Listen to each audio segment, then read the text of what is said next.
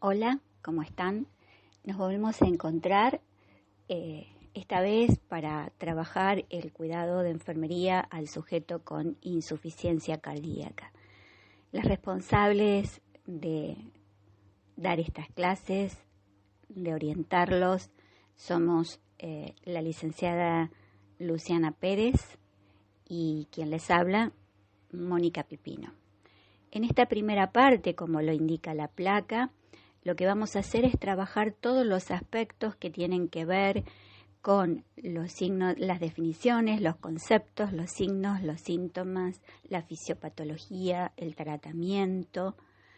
Y luego, en una segunda parte, escucharán a la profesora Luciana hablando de los cuidados de enfermería.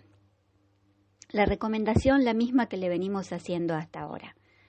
Una primera lectura cuidadosa del material que ustedes tienen, en cualquiera de los formatos que lo tengan, en papel, online, descargados en sus computadoras o sus celulares. Luego de ello, cuaderno, lápiz, regla y goma, cuidado con los resaltadores, y entonces sí dispuestos a escuchar lo que la profesora Luciana y yo tenemos para charlar con ustedes. Bien, comencemos entonces ahora con insuficiencia cardíaca y los cuidados enfermeros. La insuficiencia cardíaca es un síndrome clínico, es decir, que tiene un conjunto de signos y síntomas que aparecen posteriormente a la lesión tanto orgánica como funcional del corazón. Entonces, las alteraciones se deben a la disminución del gasto cardíaco o a la elevación de las presiones intracardíacas. Aquí quiero hacer un apartado. Ustedes, además de acceder a este material, tienen lo que nosotros le hemos denominado con la profesora Pérez y armado para que ustedes puedan verlo, organizadores previos. Es un conjunto de conocimientos que ustedes ya tienen, pero los traemos para refrescarlos, para que puedan comprender con mayor facilidad el tema que estamos abordando. Y en esos organizadores previos, ustedes tienen el concepto de gasto cardíaco, así que los remito a ellos para continuar adelante. Bien, entonces, como veníamos diciendo, puede deberse o a una disminución del gasto cardíaco o a una elevación de las presiones dentro de las cámaras cardíacas. Y estos signos y síntomas pueden aparecer o en el esfuerzo o en el reposo. Primeramente suelen aparecer al esfuerzo. Para cuando la lesión es muy severa, ya aparecen en el reposo. El concepto se limita a la aparición de signos y síntomas clínicos de la enfermedad, es decir, el diagnóstico médico suele hacerse a partir de los signos y síntomas clínicos. Pero las alteraciones orgánicas o funcionales son anteriores, es decir, que muchas personas desconocen que su corazón se está volviendo insuficiente y solo lo detectan a partir de lo que luego veremos, los signos y los síntomas, lo que el sujeto puede referir como cansancio, falta de aire, aparición de los edemas, disminución de la diuresis diurna y aumento de la diuresis nocturna. En fin, esto quiere decir que el corazón comenzó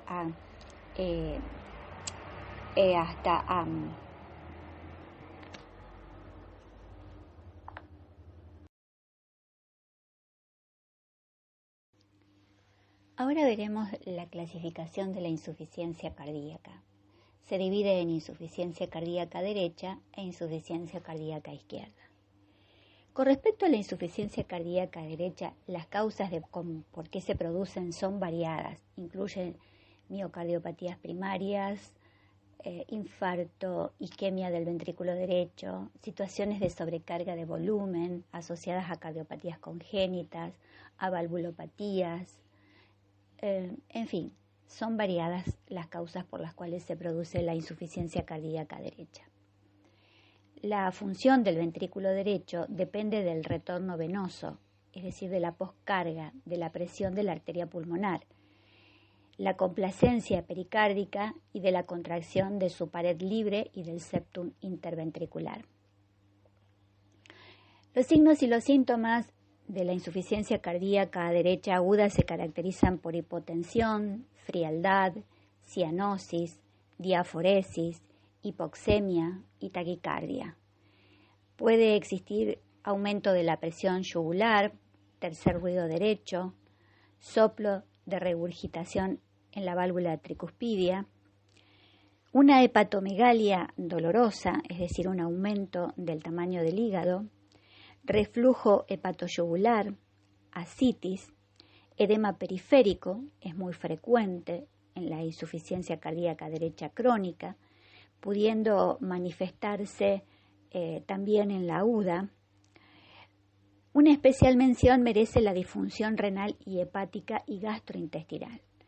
La presión venosa central incrementada aumenta la presión en las venas renales, promoviendo la aparición del síndrome cardiorrenal.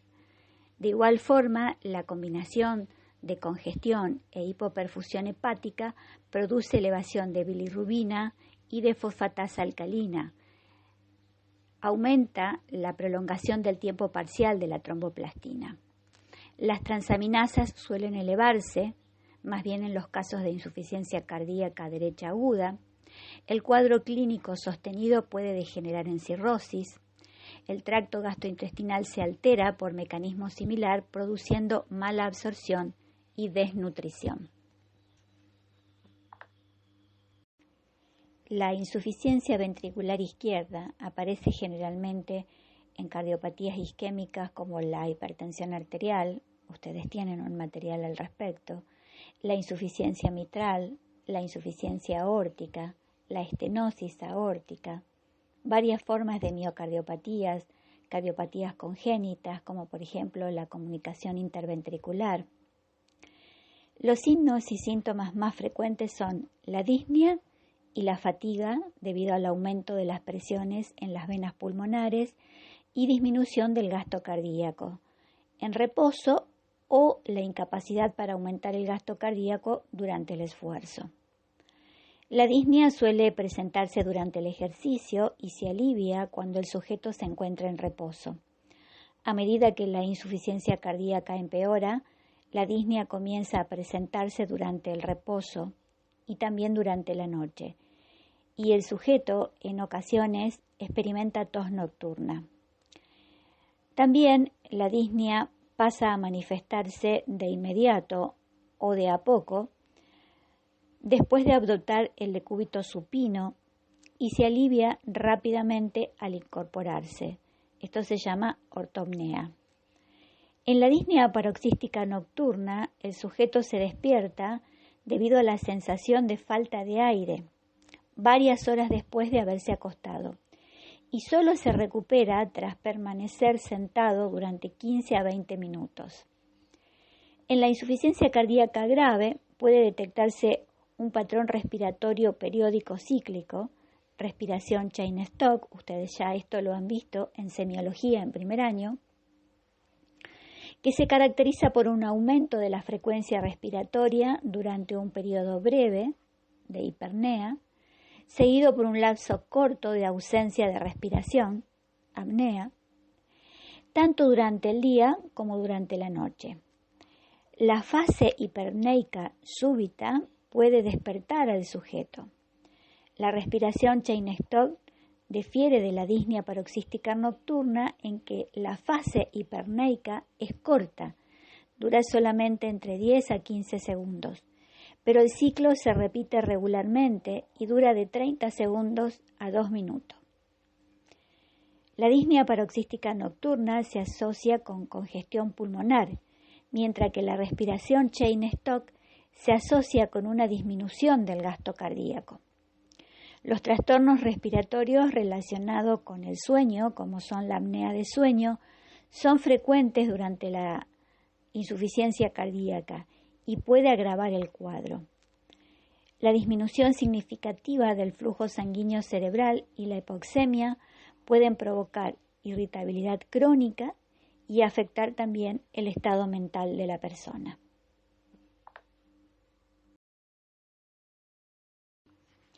Entre los factores más frecuentes que producen la insuficiencia cardíaca izquierda en los países desarrollados se encuentra la hipertensión arterial. Le recordamos que usted tiene en el cuaderno del estudiante un mimeo que se llama alteración de la oxigenación de causa circulatoria con diagnóstico médico de hipertensión arterial, en donde podrá ahondar mucho más en esta alteración, que es una de las principales causas de la insuficiencia cardíaca izquierda. También aparecen la diabetes mellitus, los tóxicos como el alcohol, como causas que influyen en la insuficiencia cardíaca. Asimismo, las infecciones como la endocarditis, las lesiones valvulares, tanto congénitas como adquiridas, la miocardiopatía dilatada, las arritmias, y algunas son de causa idiopática, es decir, de causa desconocida. Los factores que inciden en la aparición de la insuficiencia cardíaca derecha o insuficiencia cardíaca diastólica son la estenosis aórtica, la miocardiopatía hipertrófica, enfermedades miocárdicas restrictivas, enfermedades pericárdicas restrictivas o isquemias miocárdicas. La aparición de los signos y síntomas son determinantes en el diagnóstico. Recuerden que ya los estuvimos viendo: la astenia, la adinamia, la hiporexia, el aumento del borde del hígado, hepatomegalia, ascitis. Esos son algunos de los que ya estuvimos viendo. La aparición de cualquiera de estos signos y síntomas es determinante en el diagnóstico. La fisiopatología de la insuficiencia cardíaca. Como veníamos diciendo desde el comienzo, esta enfermedad puede ser de inicio súbito o gradual y va produciendo una pérdida de miocitos funcionales. Recuerden que es la célula del corazón. Y da lugar a una pérdida global para generar fuerza y gasto adecuados. Es decir, el corazón va a ir perdiendo su capacidad de manejar la volemia. No siempre la pérdida es contráctil. Si bien el mecanismo más lógico es también puede existir una pérdida de la capacidad de relajarse, a pesar de que la función contráctil sea la adecuada. En ambos escenarios, pérdida contráctil o incapacidad sin una adecuada relajación, van a dar lugar a una congestión circulatoria en el sistema previo y sus síntomas. Estas anomalías producen una reestructuración ventricular y un cambio notable de la anatomía y biología molecular del miocito. Una constante en esta enfermedad es la sobrecarga hemodinámica y la forma en la que el miocito responde a ella.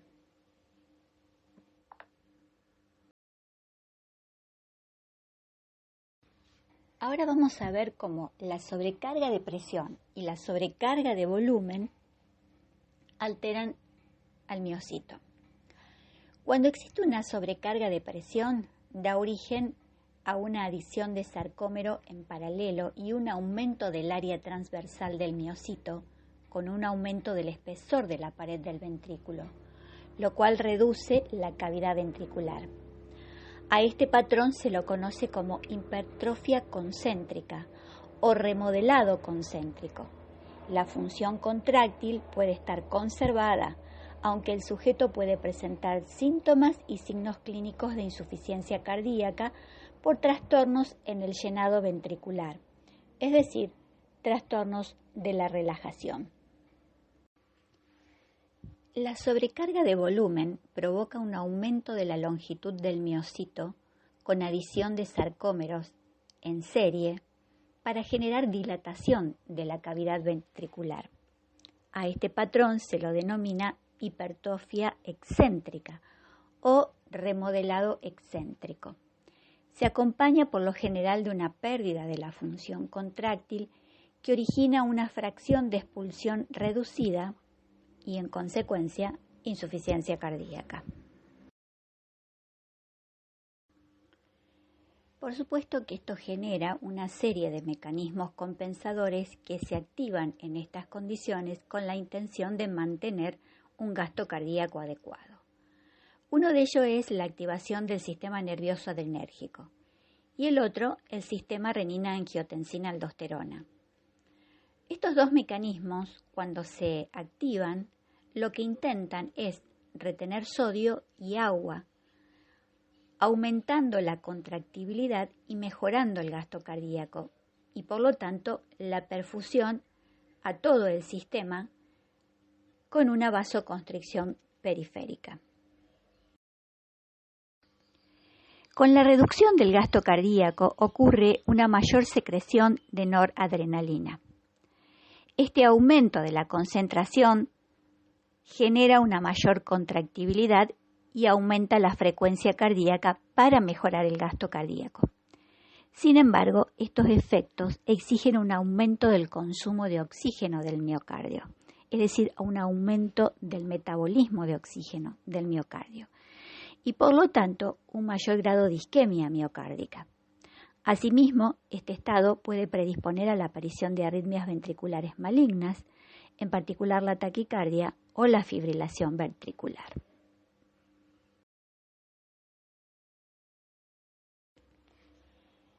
La hipoperfusión renal y el aumento del estímulo del simpático del riñón producen la activación del sistema renina-angiotensina-aldosterona, incrementando la secreción de angiotensina 2. En las personas con insuficiencia cardíaca ocasiona fibrosis cardíaca y una mayor secreción de noradrenalina con los efectos deleterios que ya hemos venido mencionando. La frecuente excreción de la aldosterona causa además hipertrofia y fibrosis de los vasos sanguíneos del miocardio y decrece la distensibilidad vascular, aumentando la rigidez ventricular. Como pueden ver, si bien los mecanismos compensadores intentan volver a instaurar el equilibrio, pueden resultar terminando siendo dañinos para todo el sistema en general.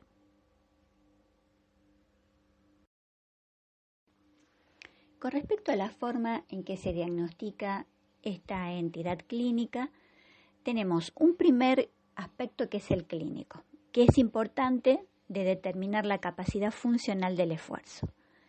Para ello se usa por lo regular la clasificación de la disnea. Asimismo también se deben identificar los signos descriptos de la insuficiencia cardíaca. Es decir, en un primer momento el diagnóstico es clínico. Después tenemos el péptido natriurético, que es una hormona que producen los ventrículos y secretan en respuesta al aumento de la tensión y el estrés cardíaco, que ya mencionamos cómo reaccionan el sistema simpático, ¿sí?, con la liberación de la noradrenalina y con el aumento del proceso de renina-angiotensina-aldosterona. Con respecto al laboratorio, las personas con insuficiencia cardíaca suelen hacérseles biometrías hemáticas para descartar anemias, ya que la anemia puede dar fatiga, puede dar disnea, que son dos signos importantes que están presentes en la insuficiencia cardíaca, a modo de no confundir la razón por la cual se presentan. Después puede presentar una ligera elevación de leucocitos. Con respecto a los electrolitos séricos es importante la medición del sodio, ¿sí?, porque puede observarse una hiponatremia, resultado de la activación del sistema renina-angiotensina, o tal vez del manejo con diuréticos de esta situación, que más adelante veremos que suelen utilizarse diuréticos. Y también es muy importante evaluar la función renal y la función hepática, que pueden llegar a estar alteradas cuando aparece la insuficiencia ventricular crónica.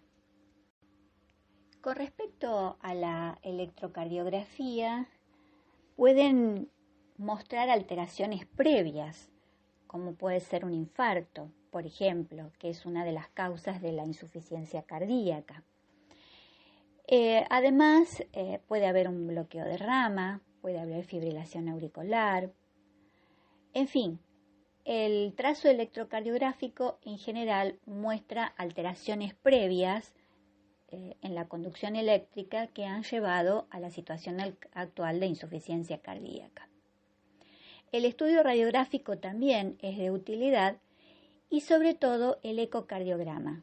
Este sí es prácticamente el que determina el diagnóstico de insuficiencia cardíaca. El tratamiento de la insuficiencia cardíaca tiene diferentes aspectos.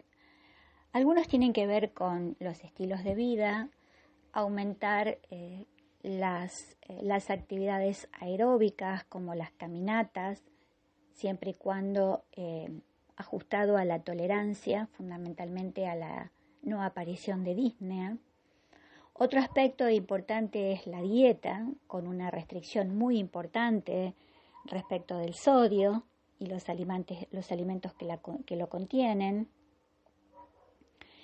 Y el tratamiento farmacológico. El tratamiento farmacológico es uno de los que fundamentalmente previenen los reingresos hospitalarios y los cuadros repetidos de descompensación y, por supuesto, mejoran el pronóstico de vida. Con respecto al tratamiento farmacológico, vamos a recordarles los principales fármacos que se utilizan para el tratamiento de la insuficiencia cardíaca, pero recuerden que ustedes el año pasado tuvieron una materia específica que se llama farmacología aplicada a la enfermería, con un desarrollo bien completo de este tema. El tratamiento farmacológico se puede dividir o pensar en dos momentos. Primero, cuando se produce la insuficiencia cardíaca aguda, que es una de las causas de hospitalización más frecuente.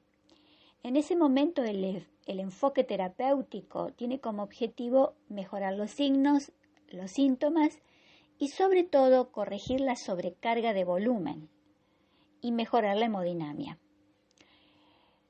Entonces el tratamiento se caracteriza por el uso de diuréticos intravenosos, oxigenoterapia y vasodilatadores. El tratamiento en la insuficiencia cardíaca crónica tiene como objetivo la mejoría de los signos y los síntomas que hemos venido hablando hasta el momento y que son extremadamente molestos para la persona, corregir la sobrecarga de volumen, ya que venimos diciendo que este corazón no puede manejar suficiente cantidad de volumen sanguíneo, y aumentar la perfusión de los órganos, ya que si el corazón no puede manejar volumen sanguíneo, tampoco va a poder perfundir los demás órganos. De este modo, se maneja y se mejora el estado hemodinámico y contrarresta toda la hiperactivación neurohormonal que también vinimos describiendo hasta ahora y que además constituye el principal mecanismo fisiopatológico de la enfermedad. Los inhibidores de la enzima de conversión de angiotensina, IECA, tienen una acción hipotensora. Por lo tanto, disminuyen la resistencia periférica. Pueden producir un efecto adverso como es la hipocalemia, también la aparición de tos seca persistente y no productiva, erupciones cutáneas y angioedema. Los betabloqueadores se usan en el tratamiento de la hipertensión arterial, que como vimos es una enfermedad que suele estar subyacente o previa en la insuficiencia cardíaca y tiene efecto protector sobre las alteraciones del ritmo cardíaco o del gasto cardíaco. Los diuréticos de eficacia ligera, como la espironolactona, aumentan las secreciones de sodio y de bicarbonato y disminuyen la secreción de potasio y de hidrógeno elevado en el pH urinario. Los diuréticos de techo alto o de máxima eficacia, como son la furosemida, han demostrado su efectividad para reducir la congestión en las personas. Las dosis diuréticas se ajustan en base a la respuesta terapéutica y la necesidad de cada caso particular. Se requiere sí una vigilancia periódica de los estados hídricos y electrolíticos de estas personas. La digoxina es una droga utilizada largamente hace muchos años. Ahora muchos la están dejando en desuso, sin embargo, es una droga económica y efectiva, que bien utilizada no produce intoxicación. Es un inhibidor potente y selectivo de la subunidad alfa y posibilita el transporte de sodio y potasio a través de las membranas celulares. Esta unión es de característica reversible, siendo el principal beneficio la reducción del ritmo ventricular. Suele decirse que la digoxina es la droga de las 3 R: regula, refuerza y retarda. Después están los inhibidores selectivos de la señal IF, ibabradina, que controla la despolarización espontánea diastólica en el nodo sinusal y regula la frecuencia cardíaca.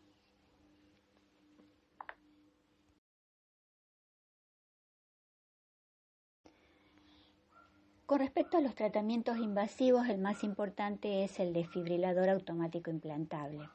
Este es un dispositivo que emite una descarga eléctrica ante un cuadro de taquicardia o desfibrilación ventricular.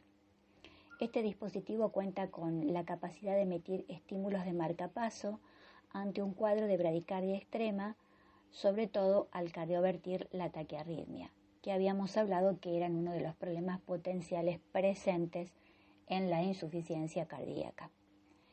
En las personas con esta problemática se encuentra indicado cuando tiene una fracción de eyección ventricular izquierda de menos del 35% y que además haya sobrevivido a una muerte súbita o a una taquiarritmia ventricular sintomática documentada.